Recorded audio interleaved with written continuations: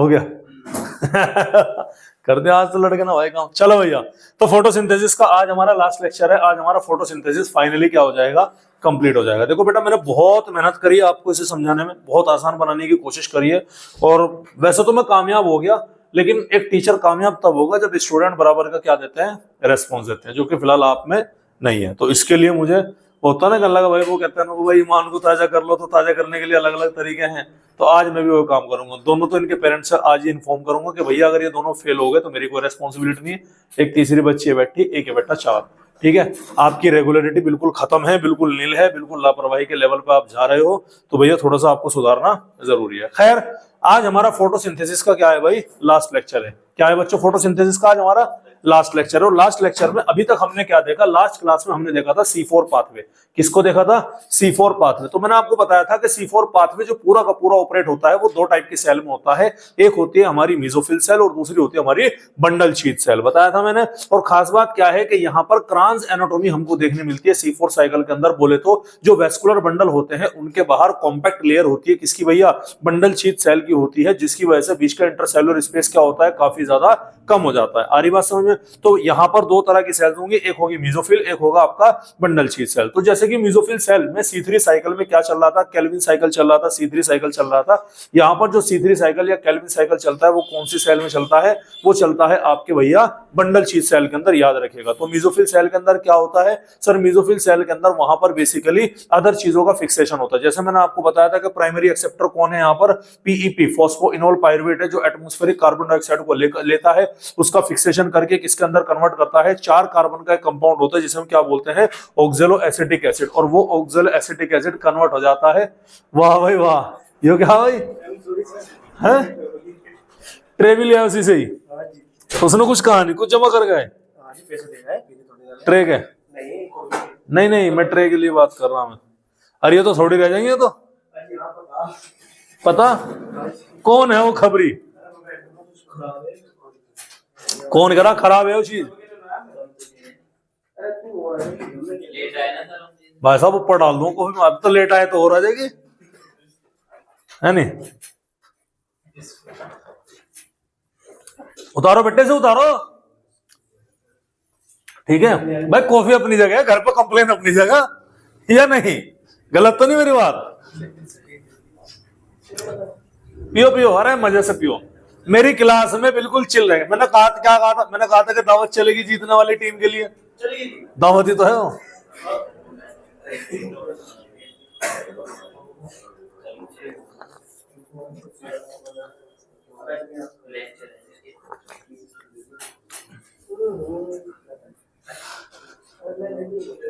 अरे ले ले भाई, और आ जाएगी, और आ जाएगी जब भाग के लेगा। और नंबर, उसका नंबर ले ले यार, तो सेंटर पे पूछा देगा को भी।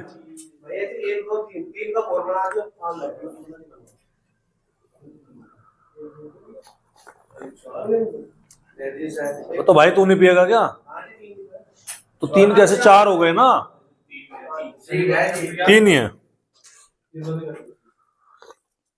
पढ़म्मा भाई, टाइम नहीं है, अगली क्लास चलेगी इसके बाद में। हाँ भाई, आ रही बात समझ में। तो अच्छा पॉज कर दे 2 मिनट के लिए, चलो, मजा नहीं आने का ऐसे, कर दो। हाँ लेगा जा, चलो भैया। तो भाई हमने बात करे थे किसके बारे में, हम बात करे थे C4 प्लांट के बारे में। मैंने आपको बताया था कि वो 3 कार्बन का कंपाउंड होता है, फॉस्फोइनोल पायरुवेट मिलता है कार्बन डाइऑक्साइड से, ठीक है। पेप्टेज एंजाइम की प्रेजेंस में क्या बनाता है भैया, ऑक्सैलो एसिटिक एसिड बनाता है।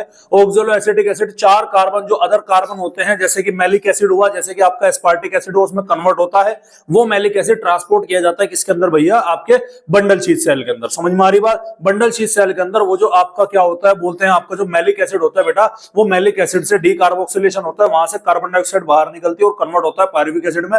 वो कार्बन डाइऑक्साइड अल्टीमेटली एंटर करती है किसके अंदर, केल्विन साइकिल के अंदर, और वो पायरुविक एसिड वापस ट्रांसपोर्ट कर दिया जाता है किसके अंदर भैया, आपके मीजोफिल सेल के अंदर, वहां पर जाकर 2 एटीपी खर्च करके किसमें कन्वर्ट हो जाता है, वापस वो फॉस्फोइनोल पायरुवेट के अंदर कन्वर्ट हो जाता है। आज हम बात करेंगे कैम्प पाथवे। मैंने आपको बताया था ना कि जो एटीपी और एनएडीपीएच बना है हमारा, उसको यूज करने के प्लांट के पास में 3 तरीके हैं, 3 पाथवे। पहला पाथवे C3 जो कि यूनिवर्सल है।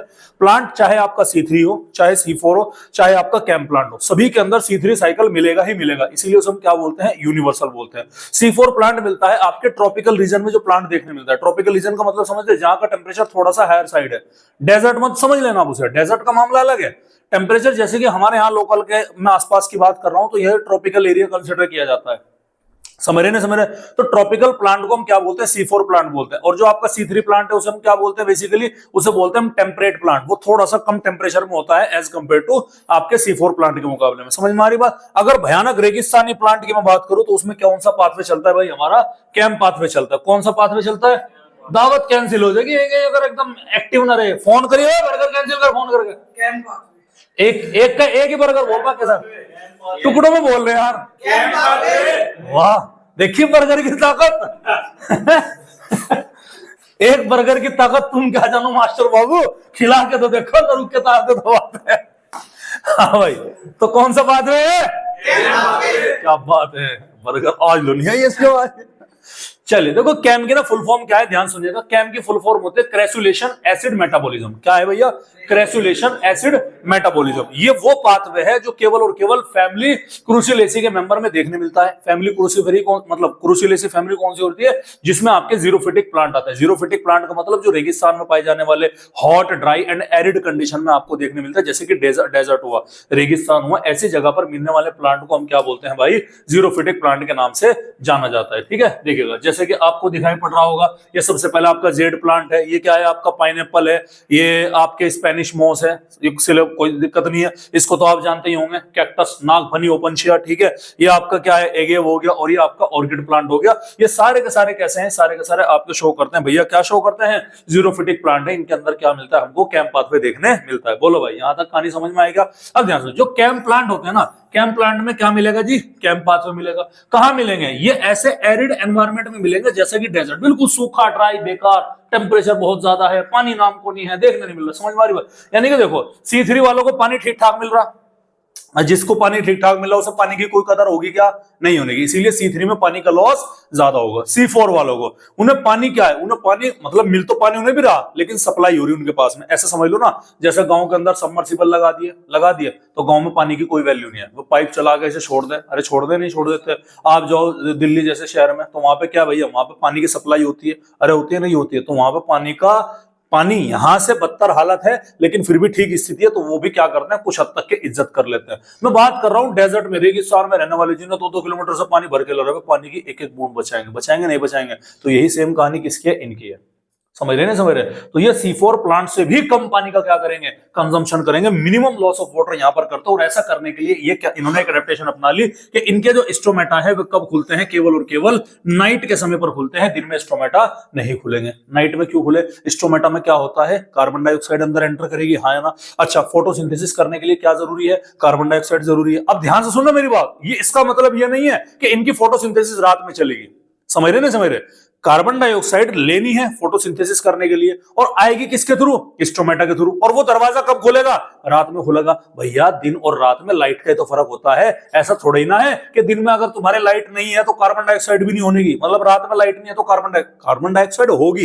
एटमॉस्फेयर में तो कार्बन डाइऑक्साइड मौजूद है ना। तो केवल और केवल रात में क्या नहीं होती? वहां पर लाइट मौजूद नहीं होती। तो वो स्टोमेटा रात को खुलेगा, कार्बन डाइऑक्साइड रात में ही ले लेगा, और रात में ही अपनी रॉ मटेरियल क्या कर लेगा? तैयार कर लेगा। और वो रॉ मटेरियल रात को ही तैयार करके कल के दिन, अगले दिन सुबह में, अर्ली इन द मॉर्निंग, जब सूरज की रोशनी उस पर आकर पड़ेगी, तब जाकर के अपने बाकी के प्रोसेस को क्या करेगा? पूरे करेगा। ये बिल्कुल ऐसे मान के चलिएगा, फॉर एग्जांपल तुम्हारे घर में मेहमान आ रहे। कौन आ रहे भैया? मेहमान आ रहे। तो मेहमान आ रहे, जैसे आजकल मैं बताऊं फेस्टिवल के सीजन पे क्या हो रहा है आजकल? ईद में मैं बता देता हूं कि पहले मैं अपने ही घर की बात बता देता हूं। हमारे घर में, ठीक है, जो ये लोग हुआ करते थे, हमारी जो मम्मी है बेचारी, ठीक है, हमारी ताई अम्मी जो है, जो हमारी खाला वगैरह हुआ करती थी, ये क्या करती हैं? ये आज भी ये सुबह में उठती है, अर्ली इन द मॉर्निंग, फजर में उठने के बाद में शीर का जो इंतजाम होता है वो अर्ली इन द मॉर्निंग सुबह में कर दिए। लेकिन आजकल ये जो नई ब्रीड आई मार्केट के अंदर, नई ब्रीड का मतलब क्या? ये जो नई नई बहुएं घर के अंदर आ रही है, मैं किसी बहू को ब्लेम नहीं कर रहा हूं, लेकिन रियलिटी यही है। वे क्या करती है? क्योंकि उन्हें आदत है सुबह लेट से उठने की। अब वे नवाब साहब हैं, जब सुबह वो लेट से उठेंगी तो मैंने ऐसा देखा है कि वो रात में सारी की सारी शीर वीर बना के फ्रिज में रख के सुबह सुबह वही तसल्ली से लेट से उठेंगे। समझ में आ रही बात? तो यही वही वाली कहानी है। तो यानी कि भैया हमारा काम तो होना तो सुबह को ही है, लेकिन कभी कभी आपने देखा होगा लगे जैसे मान लो अगले दिन कुछ अच्छी सी चीज बननी है तो उसके लिए मम्मी ने जो है सामान जो है प्याज व्याज काट के रात को रख ली, टमाटर सब्जियां काट के, बड़ा प्रोग्राम है ना, तो पनीर वनीर की छटाई कटाई सब रात को इंतजाम कर लिया नहीं कर लिया, और करने के बाद में उसे रख दिया, सुबह उठ के कहने लगा बस सिर्फ इसमें करना रह जाएगा। जैसे घर में मेहमान आए, कहने लगा अखनी तैयार कर लो, अखनी तैयार करके रख दी, मेहमान का तो चावल हो नहीं है। तो सेम कहानी कहां है? सेम कहानी कैंप प्लांट के अंदर। कैंप प्लांट बोलता है कि बेटा अगर तूने दिन में गलती से भी स्टोमेटा खोल दिया, पहली बात जिस जगह पर तू प्लांट है उसका टेम्परेचर 40 डिग्री से ज्यादा है। समझ में आ रही बात? नहीं आ रही? स्टोमेटा खुलते पानी भर भरा के क्या निकलेगा? बाहर निकलेगा, और पानी की तो तेरे पास वैसे ही कमी है, तो तुझे पानी की क्या करनी पड़ेगी? इज्जत। सर पानी का लॉस रात में नहीं होने का क्या होता है, लेकिन दिन के मुकाबले में 90% तक कम लॉस हो जाता है पानी का। समझ रहे नहीं समझ रहे? क्लियर है? तो ये फायदा क्या है? इसीलिए स्टोमेटा केवल और केवल कब खुलते हैं भाई? नाइट में खुलते हैं। और रात में खुलने वाले स्टोमेटा को हम क्या बोलते हैं? बाजीगर, मत्स्यहंसा।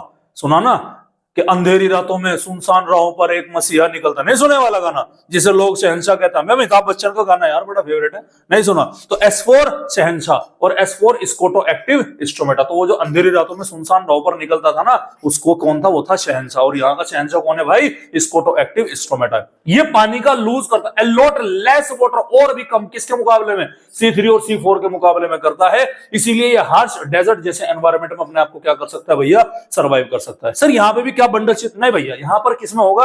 ये मेसोफिल सेल के अंदर ही देखने मिलेगा, और इसका पाथवे किसके जैसा होगा? इसका पाथवे C4 साइकिल की तरह है। तो देखो इसमें सिमिलैरिटी C4 भी है और C3 भी है। C3 का केवल और केवल कहां चलेगा सारा पाथवे? मेसोफिल में। इसका भी सारा पाथवे कहां चलने वाला है? मेसोफिल में। C4 प्लांट में पहला प्रोडक्ट ऑक्सैलोएसिटिक बनता है, इसमें भी क्या होगा? सेम प्रोसेस बिल्कुल क्या है? C4 साइकिल का है। कोई इतना लंबा चौड़ा रॉकेट साइंस ने, आप ये समझिएगा, देखिएगा क्या है। देखो ये आपका कैंप प्लांट है, ठीक है? क्या है? कैंप प्लांट है। ये बात हो रही नाइट की, और ये बात हो रही भैया डे लाइट की। डे नाइट नहीं है, डे लाइट है। आ रही बात समझ? किसकी बात हो रही? डे लाइट की बात हो रही। तो नाइट में क्या होंगे? स्टोमेटा खुलेंगे। सर जैसे स्टोमेटा खुलेंगे तो ये मेसोफिल सेल है पूरी की पूरी, ध्यान से देखिएगा। स्टोमेटा खुलते ही एटमॉस्फेरिक कार्बन डाइऑक्साइड अंदर एंटर करेगी। मेसोफिल सेल के अंदर क्या मौजूद है? फॉस्फोइनोल पाइरुवेट नाम का एंजाइम मौजूद है। फॉस्फोइनोल पाइरुवेट मौजूद है, और एंजाइम कौन सा भैया? पेप्केज। अरे सर ये तो C4 साइकिल के जैसे, वही तो है भाई, वही तो है, कुछ भी तो अलग नहीं है, वही है, सब कुछ सेम कहानी है। कहां चेंज आता है मैं बताता हूं आपको, कि वो काम कंटिन्यूटी में एक साथ होगा। ये आधा काम रात में करेगा और आधा काम कहां करेगा? दिन के अंदर। तो कार्बन डाइऑक्साइड है, कार्बन डाइऑक्साइड आने के बाद में पेप्केज एंजाइम PEP और एटमॉस्फेरिक कार्बन डाइऑक्साइड को क्या कर देगा भैया? मिला देगा। और इसको मिलाने के बाद में ज्यादा लंबी मेहंदी सजा ली अपना नाम की तुमने भाई। हाँ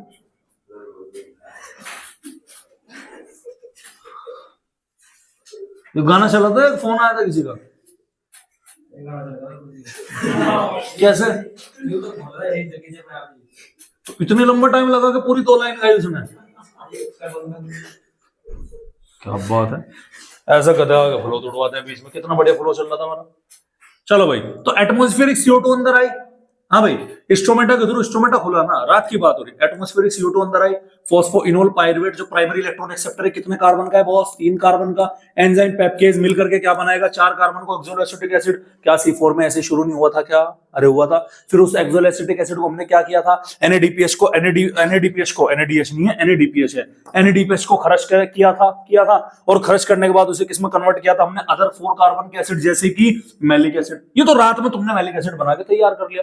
अब अगर तुमने एसिड को सेल में ऐसे ही छोड़ दिया तो एंजाइम्स जो होते हैं सेल के, वो सेंसिटिव होते हैं टेम्परेचर और पीएच को लेकर। समझ मारी नहीं हमारी बात? क्या होते हैं भैया? इसीलिए उस एसिड को, ताकि सेल का जो पीएच है वो डिस्टर्ब ना हो, उस मैलिक एसिड को कहां स्टोर कर लिया भाई? वैक्यूल के अंदर। कहां स्टोर कर लिया?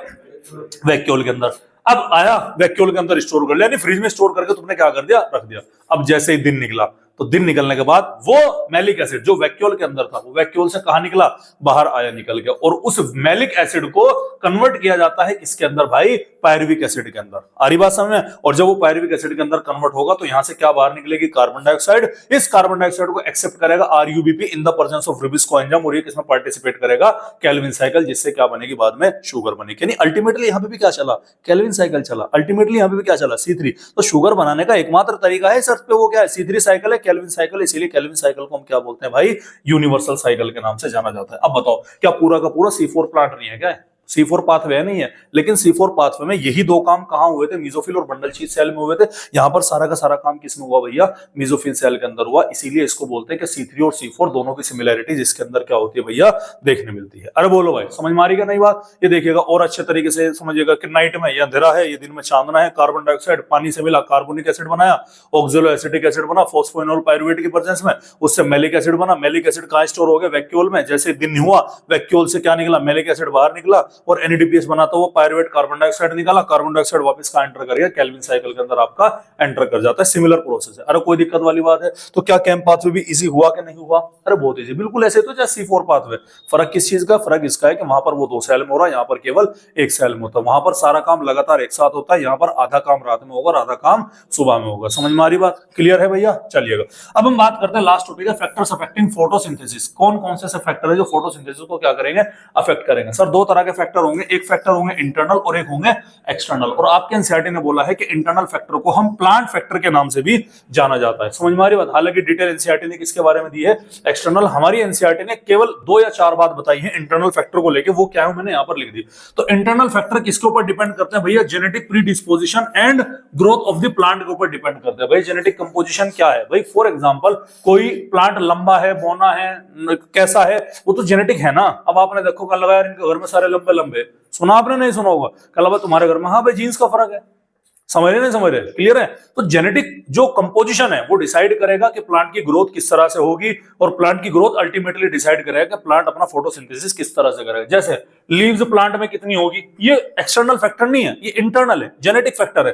किस प्लांट में कितनी लीफ आएगी डिसाइड करेगा उसके जीन्स। समझ में आ रही बात? उस लीफ का साइज क्या होगा डिसाइड करेंगे उसके जीन। उस लीफ का अरेंजमेंट, उसका ओरिएंटेशन क्या होगा डिसाइड करेंगे उसके जीन्स। उस लीफ के अंदर जो मेसोफिल सेल होगी उसका साइज, नंबर और ओरिएंटेशन क्या होगा डिसाइड करेंगे उनके जीन। उसके अंदर क्या होगा, कितना अमाउंट ऑफ क्लोरोप्लास्ट प्रेजेंट होगा डिसाइड करेंगे उनके जीन्स। उस क्लोरोप्लास्ट के अंदर कितना क्लोरोफिल भरा हुआ हो डिसाइड करेंगे उसके जीन्स। तो सारे के सारे फैक्टर क्या है भाई, इंटरनल फैक्टर है। समझ में आ रही बात? एनसीईआरटी ने सिर्फ ये 2 लाइन लिख के छोड़ दिया और कहा कि भैया इंटरनल फैक्टर में हमें मजा नहीं आता, इसीलिए हम इसके बारे में ज्यादा बात नहीं करेंगे। तो बात किसके बारे में करेंगे भाई, एक्सटर्नल फैक्टर। कितने हैं भैया? 4। लाइट, कार्बन डाइऑक्साइड की कॉन्सेंट्रेशन, टेम्परेचर एंड वाटर। कितने फैक्टर है भाई?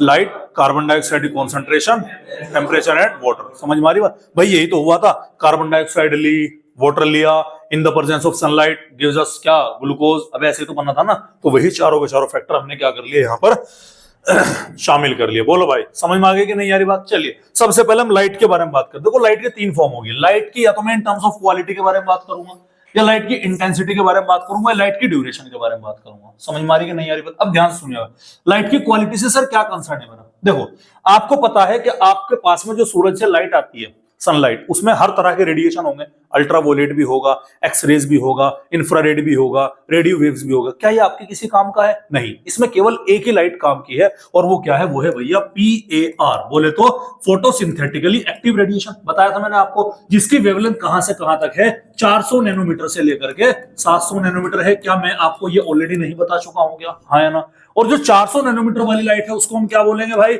ब्लू लाइट बोलेंगे। और 700 नैनोमीटर वाली लाइट को हम क्या बोलेंगे? रेड लाइट बोलेंगे। तो मैंने आपको ये नहीं बता रखा कि ब्लू और रेड लाइट में सबसे ज्यादा फोटोसिंथेसिस होगा कि नहीं होगा। तो क्वालिटी का समझ में आया, क्वालिटी समझ में आया कि ब्लू और रेड लाइट में क्या होगा भैया, मैक्सिमम फोटोसिंथेसिस है। और मिनिमम अच्छा कौन सी लाइट में होगा बताओ? मिनिमम होगा ग्रीन लाइट में। क्यों होगा? देखो ग्रीन कलर, देखो आपको कोई चीज किसी पर्टिकुलर कलर की क्यों दिखाई पड़ी, ध्यान से सुनिएगा। व्हाइट आपको व्हाइट इसलिए दिखाई पड़ रहा है कि उसने सारे कलर को क्या कर दिया? रिफ्लेक्ट कर दिया।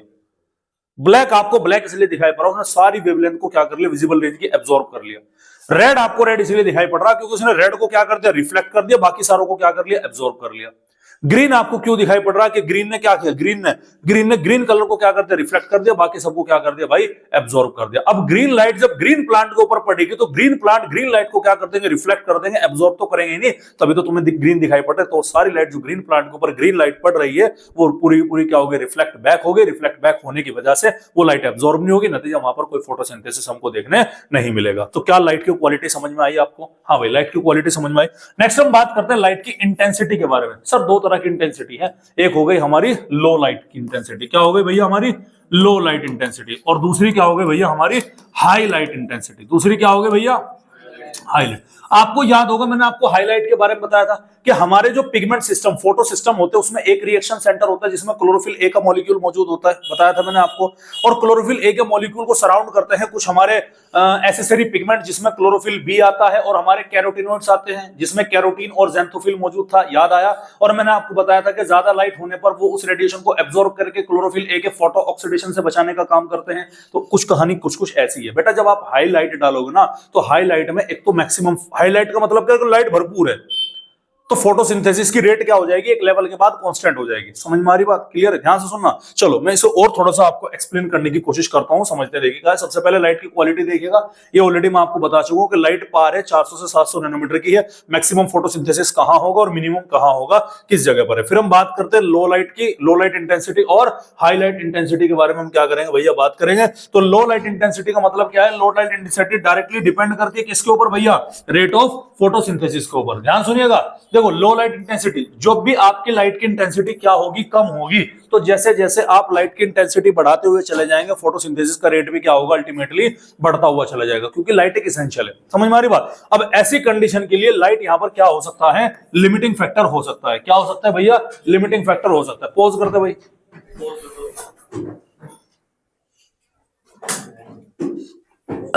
चलो भाई, हो गया भाई। चलो तो खाने के बाद हम आ जाओ दोबारा से। हाँ तो भाई, तो भैया हमारी लाइट, वापस से चलते हैं। लाइट की इंटेंसिटी के बारे में हम बात करते हैं। लाइट की इंटेंसिटी दो तरह से है, या तो हमारी होगी लो लाइट या फिर हमारी क्या होगी, हाई लाइट इंटेंसिटी। अब हम बात करेंगे भाई लो लाइट इंटेंसिटी के अंदर क्या होता है, देखिएगा। देखो लो लाइट इंटेंसिटी का मतलब क्या है कि लाइट की इंटेंसिटी यहां पर क्या है, लाइट की इंटेंसिटी यहां पर हमें कम देखने मिल रही। इससे क्या फर्क पड़ेगा? इससे फर्क ये पड़ेगा कि जैसे जैसे आप लाइट की इंटेंसिटी बढ़ाओगे वैसे वैसे फोटोसिंथेसिस की रेट भी इंक्रीज होना स्टार्ट होगी। भाई कॉमन सेंस की बात है ना। लाइट की इंटेंसिटी अगर आप जितनी ज्यादा ब्राइट लाइट आप डालते चले जाओगे, उतनी ही ज्यादा लाइट की इंटेंसिटी क्या होगी, आपकी बढ़ती चली जाएगी। लेकिन कहां तक? अप टू ए लिमिट तक, केवल एक लेवल तक वो लाइट बढ़ेगी। जब आपकी लाइट जो है वो बिल्कुल हाई लाइट के अंदर आ चुकी होगी, अब आप इसके बाद में कितनी भी लाइट की इंटेंसिटी बढ़ा लो, फोटोसिंथेसिस की रेट अब यहां पर बढ़ने वाली नहीं है। उस पॉइंट को बोलते हैं हम सैचुरेशन पॉइंट। क्या बोलेंगे भैया? सैचुरेशन पॉइंट के नाम से ध्यान रखिएगा। तो ध्यान से सुनिएगा। तो अगर तुमने लो लाइट इंटेंसिटी, ध्यान सुनिएगा, लो लाइट इंटेंसिटी दी है और अगर ये तुम बढ़ा रहे हो तो फोटोसिंथेसिस भी क्या है, इंक्रीज होगा। तो ये आपके लिए क्या हो सकता है, लिमिटिंग हो सकता है। अभी लिमिटिंग वाला कॉन्सेप्ट क्या है वो मैं आपको समझाऊंगा, लेकिन अभी इतना समझिएगा कि जैसे कि मैंने आपको पहले भी बताया था कि लिमिटिंग फैक्टर वो फैक्टर होता है जो प्रोडक्ट के बनने को रोक सकता हो। समझ रहे नहीं समझ रहे?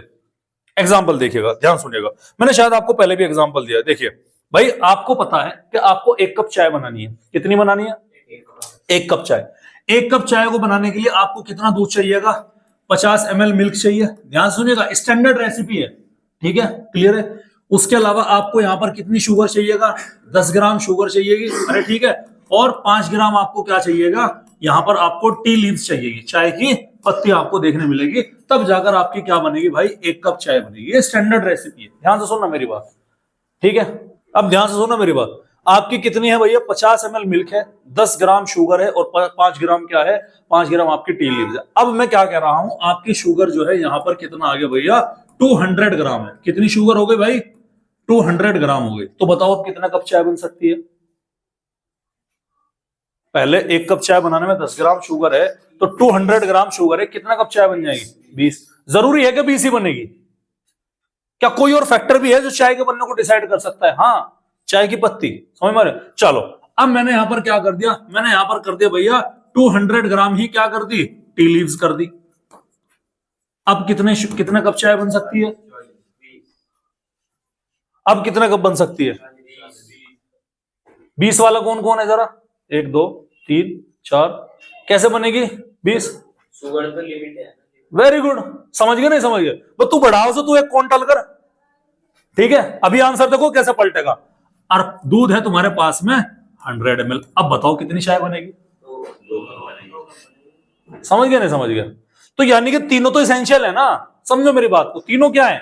इसेंशियल है। भले ही तुम्हारे पास में चीनी 20 कप की हो, हाँ या ना, भले ही आपके पास में चाय की पत्ती जो 40 कप की हो, लेकिन जो इंग्रेडिएंट, एक इंग्रेडिएंट उसको बनाने वाला मेन है, वो क्या है भैया आपका? वो तो लिमिट में 2 ही कप का हो गया ना। तो आप कितनी कप चाय बना सकते हो? 2 ही कप। अब समझ आ गया ना कि लिमिटिंग फैक्टर क्या भैया? एक तो लाइट की इंटेंसिटी क्या है? लो है भाई, कम है ऑलरेडी। तो यहां पर ये क्या हो सकती है, लिमिटिंग फैक्टर हो सकता है, मतलब फोटोसिंथेसिस के रेट के बनने को रोक सकता है। डिसाइड तो कर ही रहा है ना कि जितनी ज्यादा तुम लाइट की इंटेंसिटी बढ़ाते चले जाओगे, जितनी ज्यादा लाइट की इंटेंसिटी बढ़ाते, क्या हुआ, यहां तो कोई भी नहीं आया बेटे, 5 बजने वाले अब तो कोई आया नहीं, 4 बजे का टाइम है ना टेस्ट का आपके, कोई आया नहीं। अंदर आओ, विश्राम करो, थक गई होंगी आप, पानी वानी पियो, 10 मिनट पहले करो, और आते तो बर्गर भी मिलता खाने को, अब आए नहीं हो तो 20 रुपए ले लो इससे बर्गर के भाई, 25 बैठ दो बेटा, भी तो कोई आया नहीं, चले जाना थोड़ी देर में, रिलैक्स हो गए। हाँ भाई, तो क्या बोला मैंने, हाई लाइट इंटेंसिटी, ध्यान सुनना, तो लो लाइट की इंटेंसिटी है ना भाई, मेन तो है ना, बढ़ाओगे तो बढ़ेगी, जैसे चीनी बढ़ाया तुमने बढ़ी ना, ये बढ़ाया बढ़ी ना, दूध बढ़ाओगे बढ़ेगा ना, लेकिन अगर आपने यही कम कर दिया, लाइट और कम कर दी, तो लिमिट हो जाएगा, नहीं हो जाएगा, तो लाइट क्या हो सकती है भाई, लिमिटिंग फैक्टर हो सकती है। अभी और आगे समझ में आएगा, डोंट वरी, ठीक है। अरे बोलो, यहां तक कोई दिक्कत है क्या, बर्गर खा ले तुमने, लाओ पैसे निकालो, 50-50 रुपए ले सर, समझ में नहीं आया, वो सॉरी सवाल ही गलत है, समझ में आना ना आना वो एक अलग चीज है, लेकिन जो मैं कह रहा हूं वो बताइएगा, ये लिमिटिंग वाला कॉन्सेप्ट तो समझ में आ गया होगा ना, क्लियर है। अब बढ़ते हम आगे की तरफ, ठीक है। चले, हाई लाइट इंटेंसिटी का मतलब क्या है, हाई लाइट का मतलब है लाइट बढ़ा दी, अरे भाई एक लेवल तक ही तो जाएगा ना, फोटोसिंथेसिस की जो रेट है वो भैया कोई इफेक्ट दिखाएगी नहीं, तुम कितनी बढ़ा लो लाइट, क्योंकि लाइट ऑलरेडी हाई हो रही है, एक लेवल तक के तो जाकर लाइट हाई होने पर क्या बनेगा, वो बनेगा। आप इसका वो देखिएगा कि क्या है भैया, यहां पर देखिएगा एक फोटो ग्राफ, हाँ ये रहा, ठीक है। चलिएगा, ध्यान सुनिएगा, ये यहां से लाइट की इंटेंसिटी है, ठीक, ये 0 है बिल्कुल, और ये क्या है, साइड पर रेट ऑफ फोटोसिंथेसिस है, इस डायरेक्शन में जाऊंगा तो लाइट की इंटेंसिटी बढ़ेगी, ऊपर जाऊंगा तो फोटोसिंथेसिस बढ़ेगा। ध्यान सुनिएगा, ये मैं बढ़ाऊंगा, लाइट की इंटेंसिटी बढ़ी तो इधर फोटोसिंथेसिस, ये इधर है, बढ़ा नहीं बढ़ा, थोड़ा सा और बढ़ाऊंगा तो फोटोसिंथेसिस का प्रोडक्ट और बढ़ेगा, और लाइट की इंटेंसिटी क्या बढ़ेगी, और बढ़ेगी, थोड़ा और बढ़ाऊंगा तो फोटोसिंथेसिस और बढ़ेगा, लाइट की इंटेंसिटी क्या होगी, और बढ़ेगी, थोड़ा और बढ़ाऊंगा तो ये फोटोसिंथेसिस यहाँ पर क्या हो जाएगा, मैक्सिमम लाइट की इंटेंसिटी क्या होगी, बढ़ेगी। समझ मारी बात, अब लाइट की इंटेंसिटी यहाँ पर तो बढ़ रही ना, फोटोसिंथेसिस का प्रोडक्ट इतना ही है, यहाँ पे बढ़ रही, ये इतना ही है, इसका मतलब ये पॉइंट कौन सा है भाई, ये पॉइंट हो गया तुम्हारा सैचुरेशन पॉइंट, यानी कि ये क्या है, तुम्हारी हाई लाइट इंटेंसिटी है भाई, क्या है बॉस, हाईलाइट इंटेंसिटी, यहां पर तुम्हें सैचुरेशन मिलेगा। अब तू कितनी लाइट बढ़ा ले यहां तक के प्रोडक्ट इससे ऊपर नहीं जाएगा। समझ मारी बात, आपको समझ मारी बात। लेकिन ये लो लाइट है ना, अब जैसे तुमने लाइट बढ़ाई, थोड़ी सी हाई करी ना तो प्रोडक्ट बढ़ा, थोड़ी और हाई करेगा प्रोडक्ट बढ़ा, तो ये क्या हो गया, तो लिमिटिंग हो गया भैया, जिसका कोई इंपैक्ट हो ही ना रहा हो, घटा बढ़ा के क्या फर्क पड़ता है भाई उससे। समझ मारी बात, जो डिपेंड कर ही ना रहा हो। अब मान लो तुम्हारी इलायची है भैया, इलायची तुम्हारे पे 2 किलो रखी जाओ, क्या फर्क पड़ रहा। समझ मारी बात, इलायची तुम डाल सकते हो चाय के अंदर, लेकिन कोई फर्क पड़ेगा, कोई फर्क पड़ने वाला नहीं है। तो ये यहाँ पर आपके एनसीईआरटी का डायग्राम है कि धीरे धीरे क्या हो रहा है, जैसे जैसे लाइट की इंटेंसिटी बढ़ाओगे फोटोसिंथेसिस की रेट बढ़ेगी, एक लेवल पर आकर के क्या हो जाएगी भाई, ये सैचुरेट चली जाएगी। तो ये आपको क्या रखना है भैया, ये आपको याद रखना है। अरे ठीक है, चलिएगा। उसके बाद में देखिएगा लाइट की इंटेंसिटी के बारे में यहाँ पर हम क्या कर सकते हैं भैया, बात कर सकते हैं कि प्लांट जो है शेड में, मतलब हाईलाइट का मतलब लाइट कितनी ज्यादा मिल रही, जो छाया में है, डीप ओशन के अंदर है या डेंस फॉरेस्ट के अंदर है, जहां पर लाइट नहीं पहुंच पाती, लाइट वहां पर क्या होगी, लिमिटिंग होगी। समझ में आ रही बात, क्योंकि वहां पर लाइट अवेलेबल है ही नहीं, और फोटोसिंथेसिस अगर करना है तो लाइट तो चाहिए चाहिएगा। समझो बात को, मेरे कहने का मतलब क्या है भाई, मेरे कहने का मतलब यह है कि आप ऐसा समझिएगा, मान लो आपके पास में अंधा पैसा है, अनसर्ट पैसा है, कभी ना खत्म होने वाला पैसा है, ध्यान सुनना, कभी ना खत्म होने वाला पैसा, तो क्या खर्चा आप ध्यान से करोगे, कोई नहीं करने का। सही बता रहा हूं मैं, कोई नहीं करने का। वो इंसान करेगा केवल जिसने उसे अपनी मेहनत से अर्जित किया है, ठीक है। ऐसे प्लांट को अनसर्ट लाइट मिल रही भाई, कोई कदर नहीं है, अनसर्ट इस्तेमाल करेगा। लेकिन ओशन के अंदर जहां पे लाइट ही ना दिख रही हो, खाना बनाने के लिए फोटोसिंथेसिस चाहिएगा, जिंदा रहने के लिए मुलाकात नहीं चाहिए, क्या चाहिए जिंदा रहने के लिए, फोटोसिंथेसिस चाहिएगा, ग्लूकोज चाहिएगा, है नहीं है। अब वो कहां से आएगा सर, वो तो फोटोसिंथेसिस से आएगा। तो डीप ओशन में जहां तक लाइट नहीं पहुंच पा रही, वहां पे तो लाइट लिमिटिंग हो गई ना, कि भाई अगर लाइट तुम बढ़ाओगे, फोटोसिंथेसिस का प्रोडक्ट भी क्या होगा, बढ़ेगा। बोलो भाई, समझ में आएगी नहीं आई बात। अरे बोलो, कंक्लूजन क्या है कि लाइट रेयरली लिमिटिंग होगी, कब, जब हाईलाइट होगी।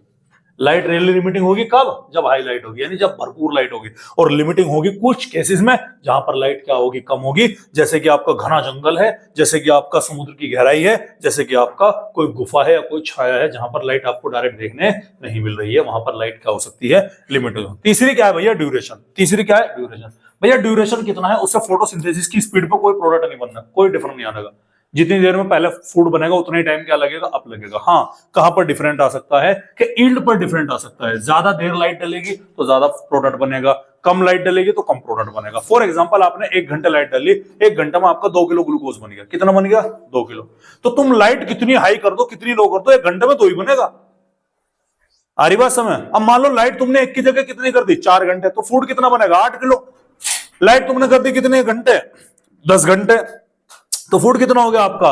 एक घंटे की 2 किलो, तो 10 घंटे कितना हो गया? 20 किलो। समझ रहे नहीं समझ रहे? तो क्या है, यील्ड पर बढ़ेगा, लेकिन रेट तो अभी भी वही है ना। देखो भैया, 1 घंटे में कितना बढ़ेगा आपका? 2 किलो।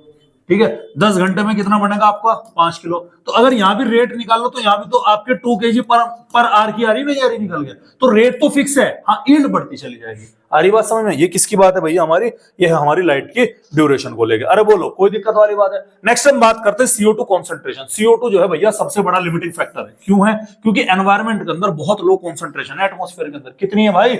0.03 से लेकर के 0.04% तक है। और आपकी एनसीईआरटी एक डाटा और यूज करती है, वो है 300 माइक्रो पर लीटर से 400 माइक्रोन पर लीटर। समझ में आ रही बात? और इसको हम लिखते हैं 300 ppm से 400 ppm तक, यानी एटमॉस्फेयर में कुल इतनी ही लाइट आपके क्या है भाई? मौजूद है। समझ में? कुल कार्बन डाइऑक्साइड कितनी मौजूद है? इतनी, यानी रेंज होगी ना कि अब इससे ज्यादा नहीं है। केवल कहां है?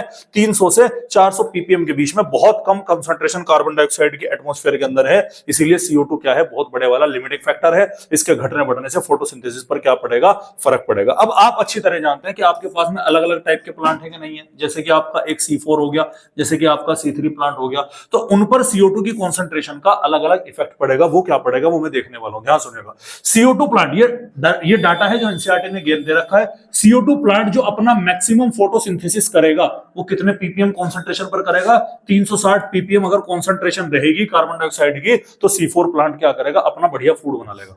यानी 360 के बाद में तुम कितनी लाइट बढ़ा लो, कोई फर्क पड़ने वाला नहीं है। सबसे ज्यादा फूड कहां बनेगा उसका? 360 ppm पर बनेगा। ध्यान सुनिएगा, C3 प्लांट को कितनी चाहिए? 450 ppm से ऊपर की क्या चाहिए? लाइट चाहिए। एटमॉस्फेयर में लाइट कुल कितनी है भैया? CO2 से कुल कितनी है? 300 से 400। तो बताओ ये रेंज इसके लिए सूटेबल है कि इसके लिए सूटेबल है? देख करके बताओ। ऊपर वाले के लिए सूटेबल है। इसे कितना चाहिए? 450। इसके पास क्या है? 400। तो इसके लिए, इस प्लांट के लिए लाइट लिमिटिंग हुआ क्या? नहीं हुआ। क्या इसके लिए भी लिमिटिंग हुआ क्या? कार्बन डाइऑक्साइड, सॉरी मेरे मुंह से बार बार लाइट निकल रहा, तो कार्बन डाइऑक्साइड की ये कॉन्सेंट्रेशन है, तो इसके लिए लिमिटिंग हुआ। क्यों? चाहिए इतना, लेकिन है कुल कितना? इतना है। जबकि इसके लिए क्या? इसके लिए लिमिटिंग हुआ क्या?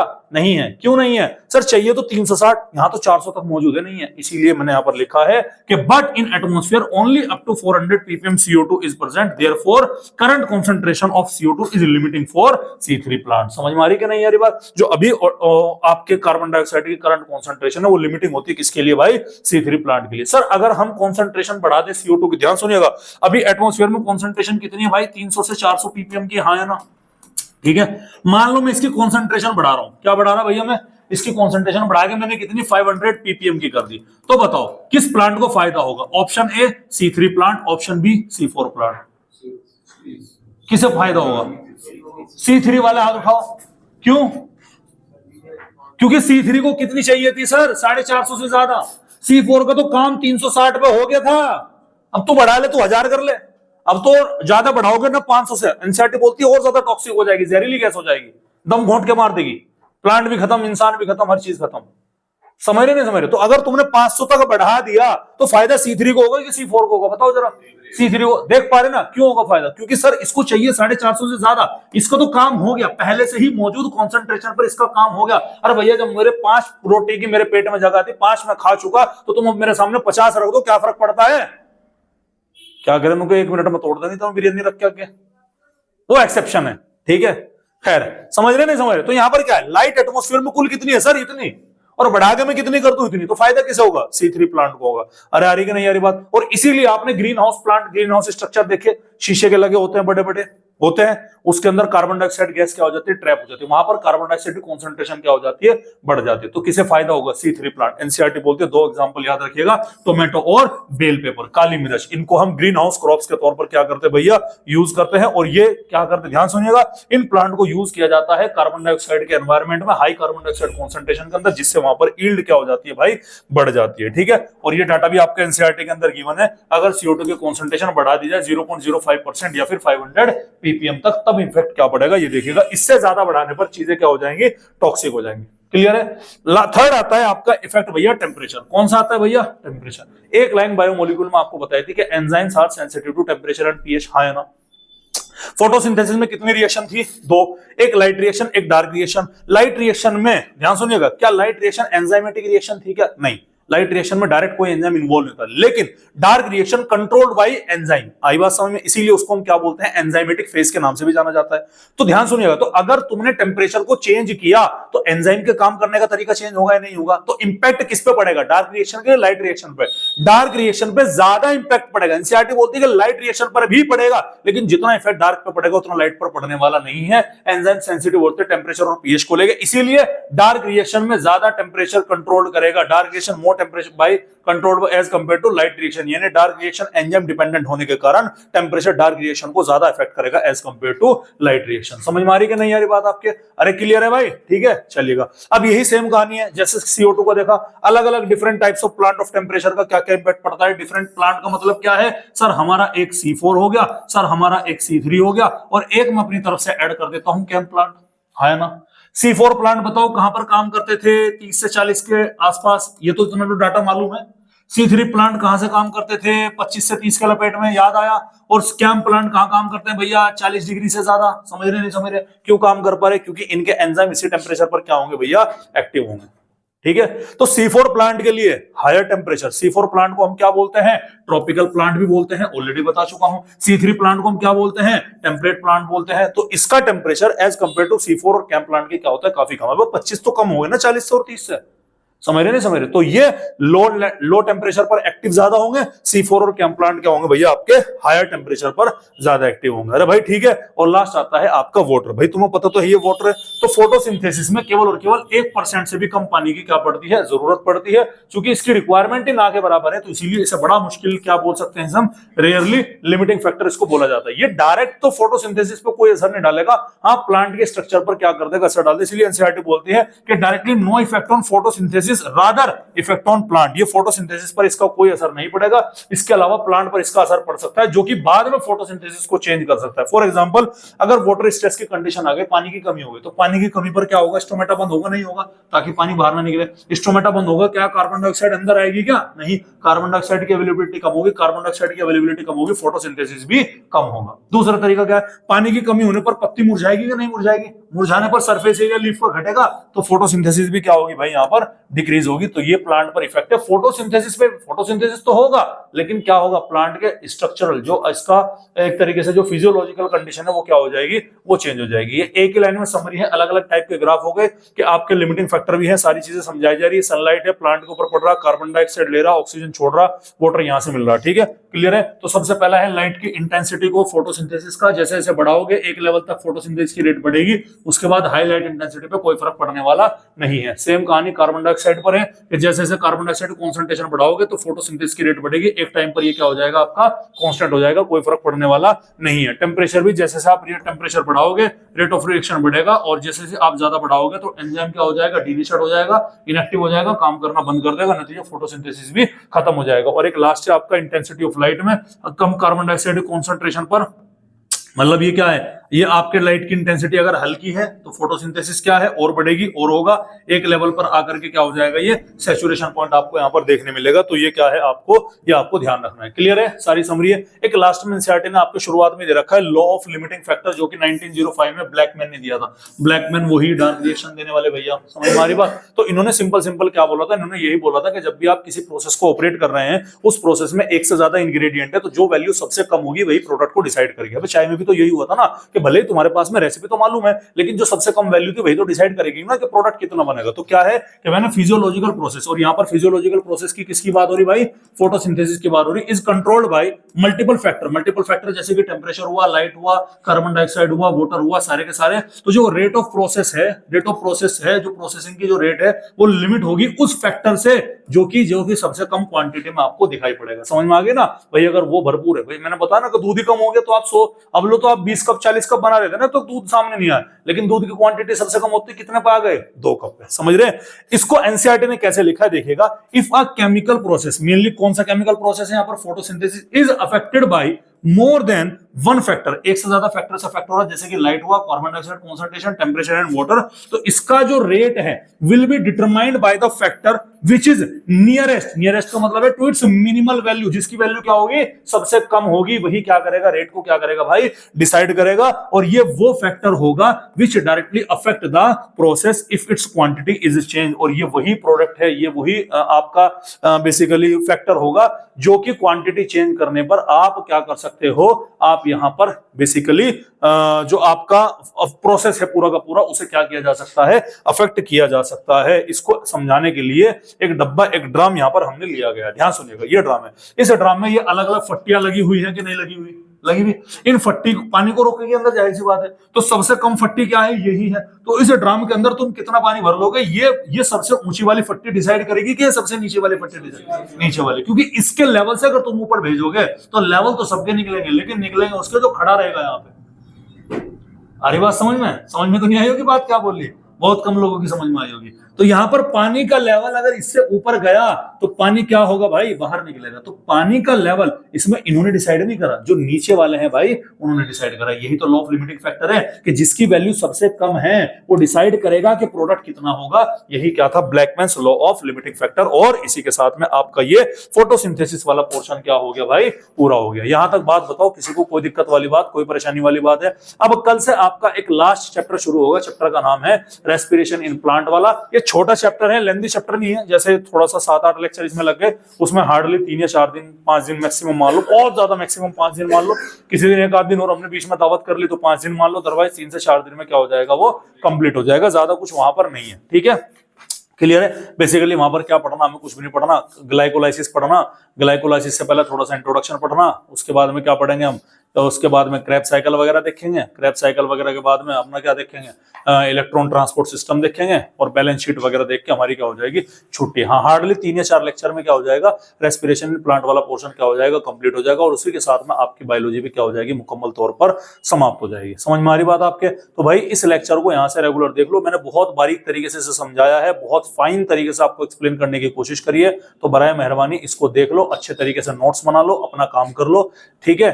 एज सून एज जैसे ही हमारा रेस्पिरेशन इन प्लांट वाला चैप्टर क्या होगा, पूरा होगा, आपका अल्टरनेट डेज पर एक दिन छोड़कर एक दिन आपके क्या शुरू हो जाएंगे, टेस्ट सीरीज स्टार्ट हो जाएगी। समझ में आ रही बात? आपको एक चैप्टर डेली दिया जाएगा, उसके टेस्ट आकर के तीसरे दिन आप 2 दिन के अंदर अंदर उसे तैयार करोगे, ठीक है, और तैयार करने के बाद में उसका आपकी क्या होगी, फिर आपका दोबारा से उसका टेस्ट लिया जाएगा। समझ में आ रही बात? और इसी के साथ हमारे आज के मुख्य समाचार समाप्त हुए। नमस्कार।